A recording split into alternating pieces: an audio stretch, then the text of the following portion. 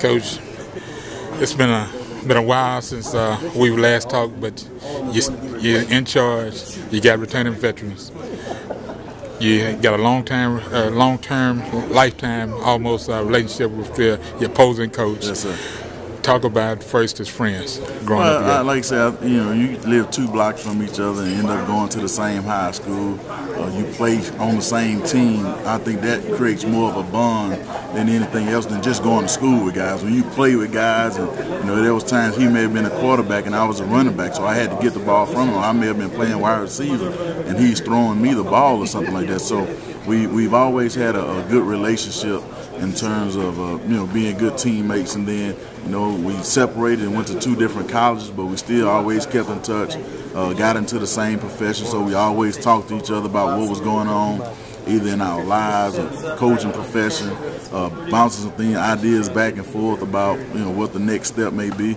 So it's always been a very respectable, even though it's been competitive at times because we have coached against each other before, but it's always a respectable relationship.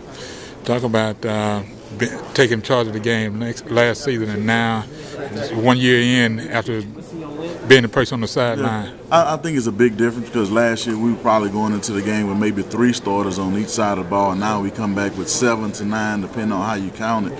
Guys that have extensive, have started some games or played a lot for us. So it's a whole big different feeling from last year. The only thing about it, though, we're playing our first game. Once again, we're playing against someone with a new offensive coordinator, a new head coach. We're not quite sure what they're going to do on defense, but we're going to sort of prepare for everything and then make adjustments as we go. Now you've had time to put your system in, guys to get accustomed to, but you still got to adjust to a new staff, new situation again. Yeah, it's the same thing. Like I say, we really focus on what we want to do or what we want to try to do at Prairie View and get our guys set up for situational football. We practice a lot more situations than most staffs that I've been on do. So we've been working on a whole lot of different things that may come our way, different blitzes we may see, different looks that we may get when we're on offense.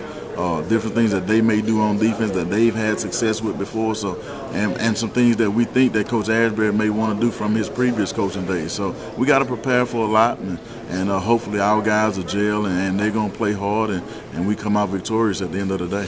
How's fall camp gone so far? Who stood out? It's been very good. My running backs have been doing outstandingly, and we haven't had any injuries. Like I tell them, sometimes it's more important to get out there without getting injured than it is to practice good. Where you come out raving about everything. So we've been pretty healthy, and we look forward to just getting out there competing with the guys that we have. Talk about one of you guys is getting a shot now on the next level. Talk about that. What does that mean to the program? It's big having, 2 years in a row, we've had a defensive end that get a chance, or outside linebacker get a chance to go and play in the NFL, and Adrian is doing outstanding. The last game I saw he had a sack and a forced fumble and had 3 other tackles. So it means that guys at this level still can play, and we're doing the right things as coaches, putting guys in position to make plays. And fortunate for us, we have 2 guys 2 years in a row that are now playing in the NFL. And hopefully it'll lead more guys our way, and it'll let people know that, hey, they are doing something right at Prairie View. The upcoming season in the SWAC this year. It's going to be a battle to the end, just like it was last year.